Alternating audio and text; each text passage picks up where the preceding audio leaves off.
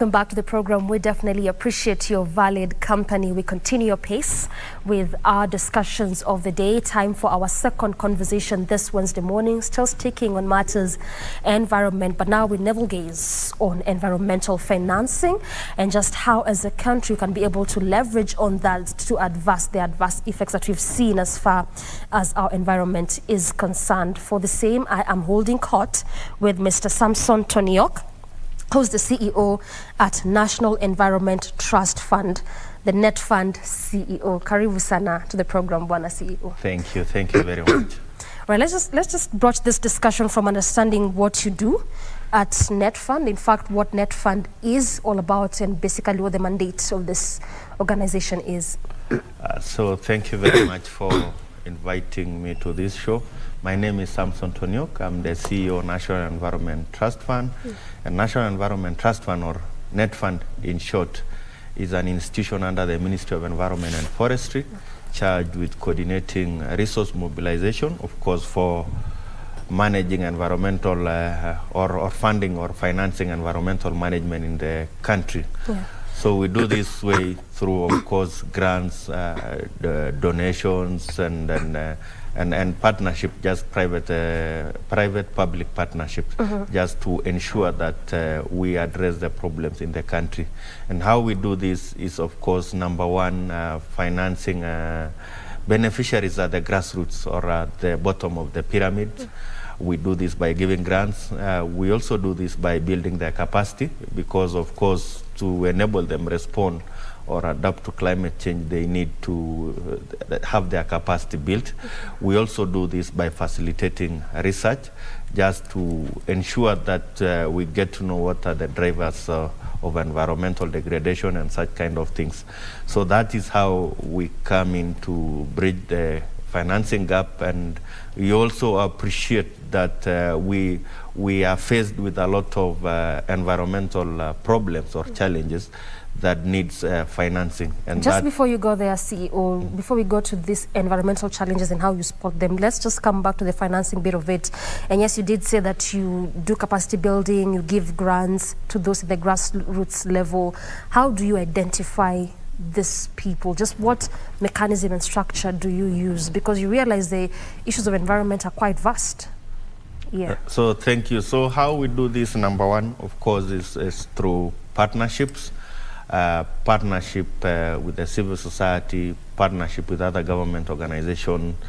Then what normally happens is we normally run an award scheme. Okay. So we will issue a call in the press and in the internet and through institutions with networks across the country for countries to apply for grants.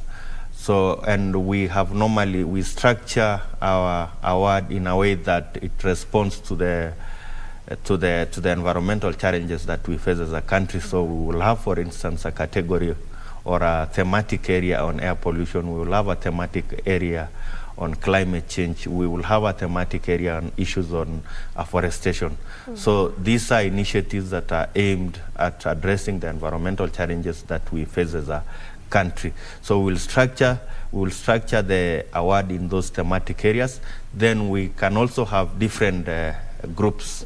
For instance, we can have a category on journalists. We can have a category for institutions. We can have a category for women-led CBOs, women-led civil organizations. We can also have a category on individuals, and we can also have a category on small and medium enterprises. So that's how we structure the award. Then we publicize that and call for people to apply for this particular award. Then we take them through a rigorous process, of course, of judging. We get judges through partnership, experts in areas on issues business, experts on areas on environmental issues, just to make sure that we judge this and we award the most deserving case and the most innovative initiatives.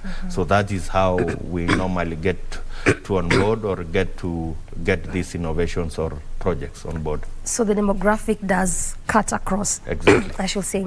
Now you're talking about these environmental challenges that you're dealing with as a country. What are these? What have you spotted?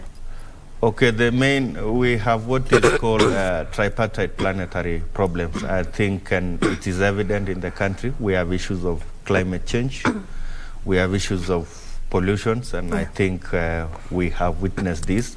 And we also have issues of biodiversity loss. Yes. And all these issues are intertwined or they're interlinked. So there is never need to approach them or to address them in a wholesome approach, because climate change is related to biodiversity loss and it's also related to pollution. Yeah, so those are the main environmental challenges that we really face as a country. And I think we have all seen this. We are recently from a drought that I think... And now to floods. And then right now we are experiencing a lot of floods in the country. I mean, we are experiencing issues of pollution. I'm sure you've seen fishes die in the lakes and all that. And we have seen issues of biodiversity loss. I think it has gotten to an extent that we are losing our wildlife because of the recent drought. So it's a serious problem that has to be addressed. I hear you. I want to talk about the Kyoto Protocol and the Paris Agreement, also loss and damage. That just has to feature. It was one of the main key factors in the recent COP that just ended in Sharm el-Sheikh, Egypt. But before then, talk to me about the NETFUND achievements as far as dealing with these environmental issues is concerned, the giving of grants and capacity building. So thank you. Some of the achievement that we have been able to achieve, number one, of course, is in our quest to address these problems of environmental problems. Number one thing is that we are able to create employment opportunities. I mean, when you talk of issues of waste managers, for instance, we have granted and awarded awards to people who are trying to use plastic, actually reuse plastic for other uses, in making gutters, for instance, in doing fencing posts. We also have initiatives that are using waste or to actually manufacture fertilizer. So there are a number of ways that we are trying to make use of these things that we perceive them as problems, but of course there are solutions to the issues that we face as a country. So some of the few things that we have been able to do, of course, is to fundraise for the three areas that I was talking of. We are running a project right now called Forest and Landscape Restoration, which is trying to restore three specific ecosystems. One of the ecosystem is trying to fence Kakamega Forest, which is an endangered forest. It's the remaining tropical or an extension actually of the Congo forests. So we are trying to fence that, and we are working with the United Development Program, or UNDP, and the program is actually funded by the Japanese government. So what we are trying to do is to fence that part of the forest, because it's a critical ecosystem. It's a source of many rivers. I mean, it's a habitat for our wildlife, and it's also, it's a source of food. It's a source, we have communities going into the forest to do beekeeping. We have communities going into the forest to get medicinal plants. So what we are actually trying to do is just to make sure that that ecosystem is restored or is conserved. Then we have another ecosystem called Kaptagat Forest. That is another important ecosystem, especially for rivers draining into the Nyanza region and actually supplying water to the critical cities like Eldoret. So what we are trying to do that is to ensure that degraded parts of those forests are actually restored to ensure that our rivers continue flowing. The other ecosystem is the Suswa Lake Magadi. I'm sure if you have traveled to Narok, especially during rainy season, there is a lot of erosion that is taking place in that particular ecosystem due to, of course, change in land use. initially it was just the other day that it was closed. Yeah, it was actually closed, but I think that is because of a different thing that is happening. Okay. But as you drive towards Nairagi-Ankare, you realize that there's a lot of soil that is swept from the upper catchment downstream. So sometimes that is causing a blockage or on that particular road. And also there's a lot of siltation that is happening in Lake Magadi. You know that we get our salt from the Trona, from it's mined actually from Lake Magadi. Yes. So it is actually threatening that particular economic activity because there's a lot of siltation, there's a lot of soil that is being washed from the upper catchment downstream all the way to Lake Magadi. So what we are trying to do actually is to impress upon those people living in the catchment areas to practice better farming practices, doing contours and doing terracing and planting crops that are actually that enhances to ensure that the soil is not swept away, and just practicing better farming practices or agricultural practices. We also encouraging them to do a lot of forestation, I mean plant trees, and we also encouraging them to venture into other livelihood opportunities like nature-based solution, like beekeeping and such kind of things, and maybe doing things like and grass. You actually fund them to do this? Yeah. All right, I hear you. So clearly there's a lot that you're doing, and so also a lot of maybe achievements. Just in addition, we have also a number of programs in the pipeline, just trying to ensure that these issues are addressed. We have a program in the pipeline targeting the Abadeas ecosystem. And basically the Lake Naivasha, just following the Lake Naivasha and the rivers that flow into Lake Naivasha into its catchment, just to ensure that that particular biodiversity is conserved, because you realize there are a lot of animals. We have a lot of flora and fauna, and there's a lot of agricultural activities happening both at the lake area and the upper catchment.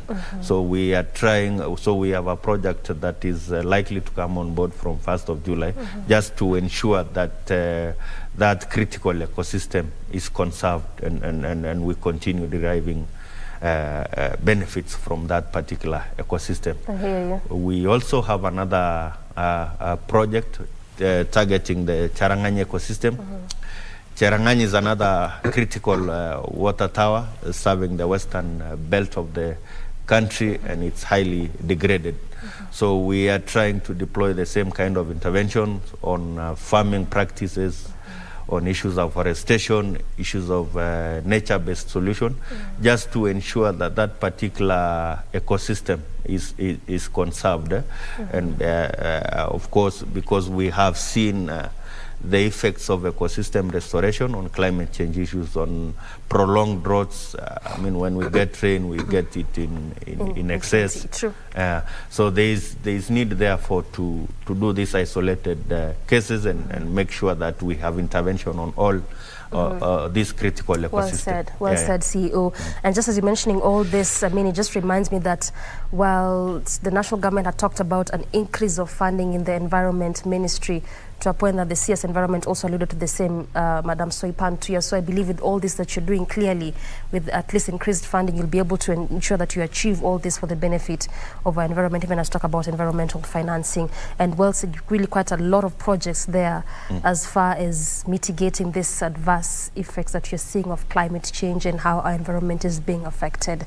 But also looking at what you're doing in the country, so to speak, well said. We still do have the Kyoto Protocol, we had the Paris Agreement, and the whole idea of this arrangement was looking at the more endowed countries, well-resourced countries, seeing how best they can support the vulnerable countries in some of these matters and these issues. From where you sit, where are we with this agreement?